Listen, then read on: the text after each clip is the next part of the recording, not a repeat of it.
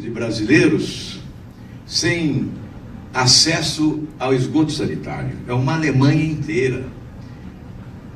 Aqui, no semiárido nordestino, de 20 milhões de brasileiros nordestinos, 14 milhões não têm acesso à água tratada. Aliás, dos 54 milhões de nordestinos, 14 milhões não têm acesso à água tratada e 41 milhões de nordestinos não têm acesso ao esgoto sanitário.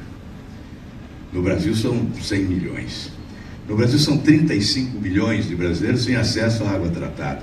São 17 milhões de brasileiros, 35 milhões um Canadá inteiro, 17 milhões uma Holanda não tem acesso à coleta de lixo no nosso país. Enfim, esse é o retrato das desigualdades sociais que devem ser combatidas. E, obviamente, a começar pela refundação do Estado brasileiro, com a substituição desse sistema promíscuo, que, eu repito, é a causa maior da tragédia que nós estamos vivendo.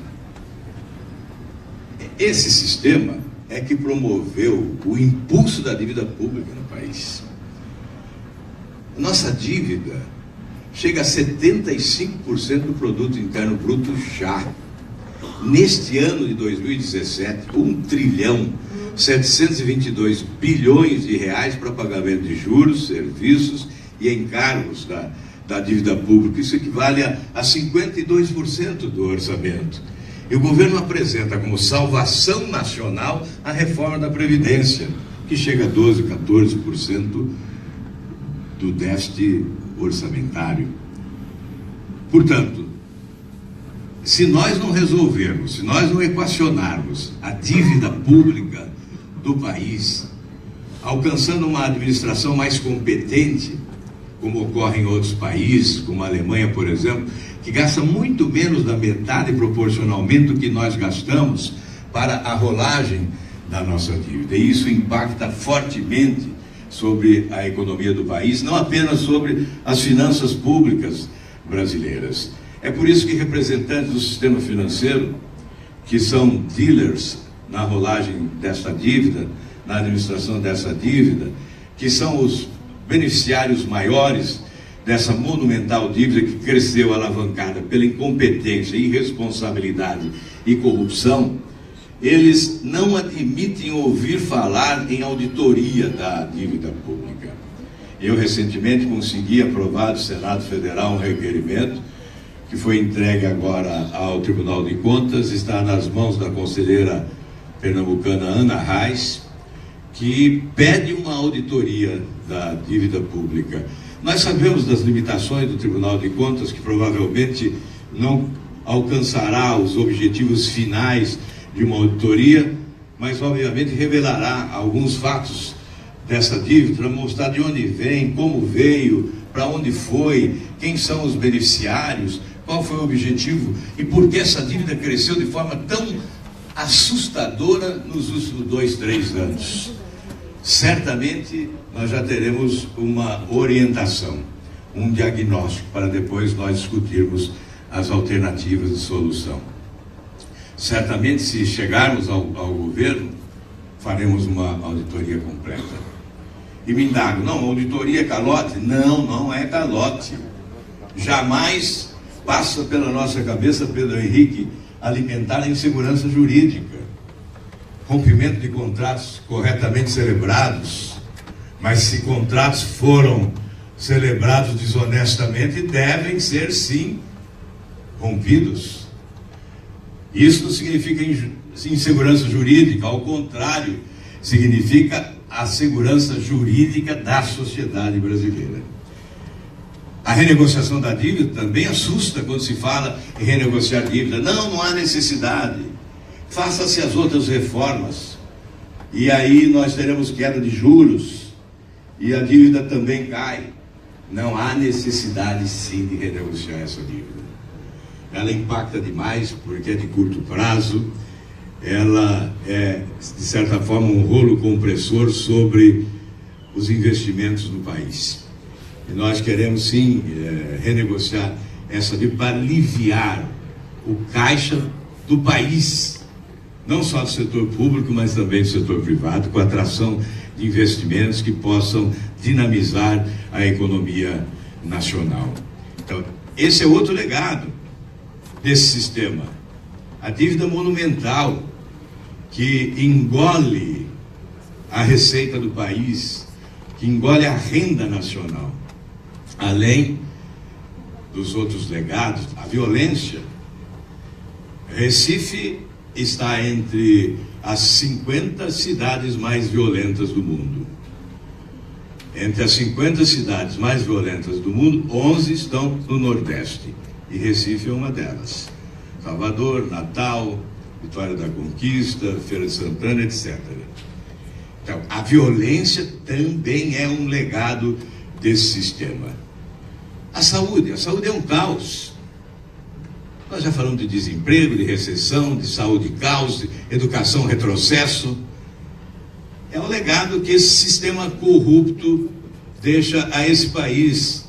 Um legado de infortúnio, é um legado de injustiça, de corrupção e de descrença da população nas instituições públicas brasileiras. É por isso que não é demagogicamente que se afirma, e eu tenho afirmado em algumas ocasiões, que aqueles que assaltaram os cofres públicos do país são ladrões e são assassinos, porque há os que morrem como consequência do roubo que praticaram nos corredores dos hospitais, abandonados e doentes à espera de atendimento que não chega, porque antes chega a morte.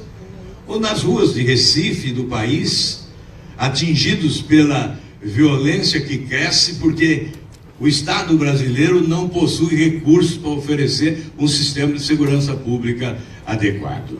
Ou os que morrem por falta de saneamento básico nas terras semiáridas do Nordeste ou em outras pragas, porque o Brasil é este oceano de mazelas e o saneamento básico ausente é uma das causas maiores da doença no nosso país. Enfim, vamos passar para o lado do país que nós queremos. E nós só poderemos alcançá-lo se fizermos essa reforma, se promovermos essa ruptura. Aliás, aqui eu abro parênteses para dizer que uma das coisas que mais me aborrece é ver alguns analistas políticos, talvez distantes do nosso passado recente, porque no Brasil muitos passaram a acompanhar a atividade pública apenas depois de 2013, 2014, quando multidões foram para as ruas e quando as redes sociais passaram a ser um instrumento poderoso de debate político. Até então me parece que havia uma alienação absoluta, por isso a corrupção campeou solta, houve a banalização da corrupção e as pessoas não se incomodavam muito quando a mão grande era colocada nos cofres públicos para arrancar o dinheiro que faltava para a saúde, para a educação, para a segurança pública, etc. Portanto, o que me aborrece é ver que aqueles que não acompanharam a minha trajetória política, porque não sou tão jovem e porque já tenho mais de 40 anos, 43 anos de mandato eletivo, não admitirem que seja possível alguém com esse histórico falar em nova política, em novo modelo, como se uma experiência adquirida fosse o ponto negativo de quem se apresenta hoje e o ponto positivo fosse o inusitado, o desconhecido, a aventura que chega, o salto no escuro que se quer dar. Porque, na verdade, a minha trajetória política foi de combate a esse modelo desde o primeiro momento. É por essa razão, Aécio, o bom. Aécio, o bom. É por essa razão que eu mudei várias vezes de sigla. E aí dizem, você mudou várias vezes de partido. Não, de partido eu nunca mudei. Eu mudei de sigla, porque os partidos não existem. eu mudava de sigla, inconformado, descontente, inquieto com o que via e combatia, à procura de um partido que não encontrava. E hoje me encontro num movimento, que eu espero um dia se torne um partido, mas não posso garantir, porque vamos depender daqueles que aderirem a esse projeto de partido chamado Podemos, mas é um movimento o qual nós nos integramos. Portanto, esse combate, aliás, eu fui oposição, que estava dizendo, durante toda a minha trajetória. Eu só fui quando fui governador, 4 anos, não havia reeleição à época, e depois fui governo 7 meses no segundo mandato do presidente Fernando Henrique Cardoso, e rompi no dia 19 de agosto de 99. Rompi por discordar do modelo de privatização e por querer instalar uma CPI da corrupção para investigar a corrupção no governo do meu próprio partido. Porque esta foi a nossa prioridade, e aqui eu me sinto confortável, porque se chama Movimento Ética e Cidadania. Essa foi a minha prioridade desde o primeiro momento, como vereador, como deputado estadual, depois federal, senador e governador. No governo do Paraná, nós adotamos um expediente, eu peço permissão para colocar aqui, até porque é preciso, ao lado das palavras, mostrar os atos para que ocorra a credibilidade, a confiança naquilo que se diz. Ao chegar ao governo, muito jovem, 40 anos tinha, eu adotei um expediente inusitado para o Poder Executivo. A Constituição, Pedro Henrique, admitia prisão administrativa à época. Depois, com a Constituinte de 88, a prisão administrativa foi excluída do texto constitucional. Mas era possível o chefe do Executivo, com a denúncia de corrupção, com a suspeita de corrupção, instaurava-se o inquérito administrativo e, comprovado o desvio, comprovada a corrupção, o chefe do Executivo não dependia do Judiciário para decretar a prisão. O próprio chefe do Executivo decretava a prisão. Eu fui talvez o único chefe de Executivo no país a valer-se desse expediente. Eu decretei a prisão em 2 anos de 28 pessoas. Certamente navegamos em águas tranquilas em relação à corrupção nesses 2 anos, em função do receio que esse instrumento promovia e, obviamente, inibia o processo de corrupção. No dia 5 de outubro de 88, com a promulgação da Constituição, saía da cadeia em Londrina, no Paraná, o último preso desse sistema da prisão administrativa. Eu não discordo da Constituinte, acho que esse era um instrumento muito perigoso nas mãos dos inescrupulosos. Nós o usamos procurando fazer justiça, mas certamente há aqueles que o usariam, de forma a perseguir inimigos na atividade pública.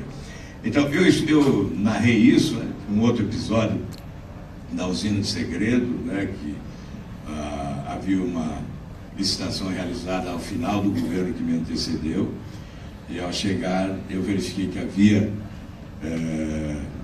sobrepreço, e nós cancelamos a licitação, travamos uma batalha judicial.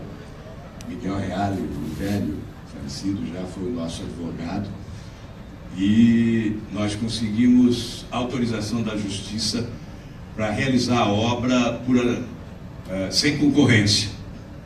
Veja o que a Justiça nos permitiu.